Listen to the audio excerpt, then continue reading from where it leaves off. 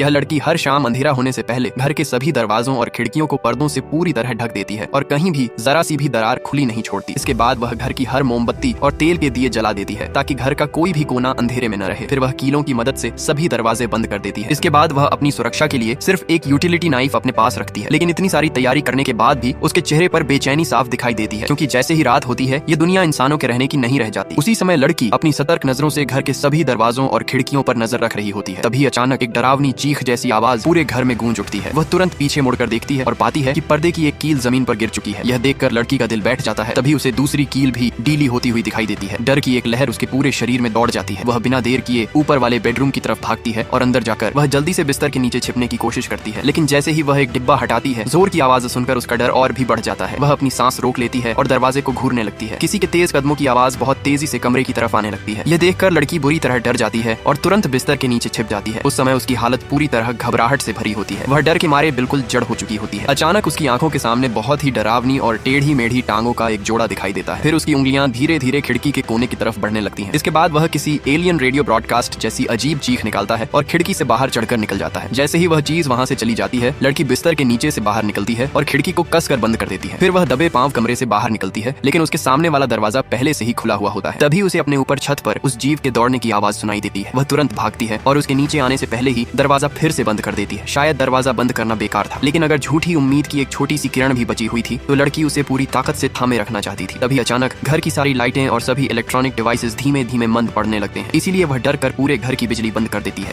क्योंकि लड़की अच्छी तरह जानती थी कि एलियन उसके साथ खेल रहा था। इसके बाद उसकी नजर गलियारे के आखिर में रखे फोन पर पड़ती है। वह दौड़कर मदद के लिए कॉल करना चाहती है, लेकिन तभी एक जोरदार धमाका उसकी पूरी योजना को बर्बाद कर देता है। जैसे ही घर का फर्नीचर अपने आप इधर उधर खिसकने लगता है, लड़की का मानसिक संतुलन पूरी तरह टूटने लगता है। वह दरवाजे की तरफ भागना चाहती थी, लेकिन घर के दरवाजों को देखकर वह समझ जाती है कि वे शैतानी आत्माएं वहीं मौजूद हैं। इसलिए वह मजबूर होकर वापस किचन की तरफ चली जाती है। फिर अचानक पूरा शोर एकदम से बंद हो जाता है और यह सन्नाटा कुछ देर पहले के हंगामे से 100 गुना ज्यादा डरावना लगता है। लड़की चुपचाप फोन की तरफ देखती है, लेकिन एलियन का डरावना चेहरा देखकर वह वहीं बेहोश होने वाली होती है। अगले ही पल फ्रिज का दरवाजा अपने आप खुल जाता है और उसे कोने में फंसा देता है। इसके बाद दरवाजे के नीचे की दरार से धीरे धीरे उसकी अजीब टांगें दिखाई देने लगती हैं और वह डरावना एलियन धीरे धीरे अपना सिर अंदर लाना शुरू कर देता है।